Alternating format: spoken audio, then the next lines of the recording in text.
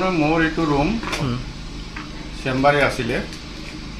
মই আজি বাজেন্দ্ৰবাদ গৈছোঁ, তাৰ পৰা এজনে থাকোঁতে ফোন এজনে কৰিলে, জহুৰুল নেইবাৰী ফোন কৰিলে যে আপোনাৰ এই খিৰিকীটো খোলা আছে, কিবা হৈছে নেকি? লগে লগে মই মুকুট নামৰ পাণ দোকানী এজনক ফোন কৰিলোঁ যে আপুনি যাই চাওক অলপ।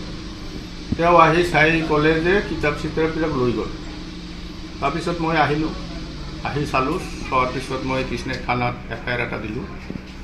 FIR দিয়াৰ পিছত SI সীমা বাইদেউ, সীমা চেত্ৰী বাইদেৱে আহি ইনভেষ্টিগেশ্যন কৰিলে আৰু কৰি আছে।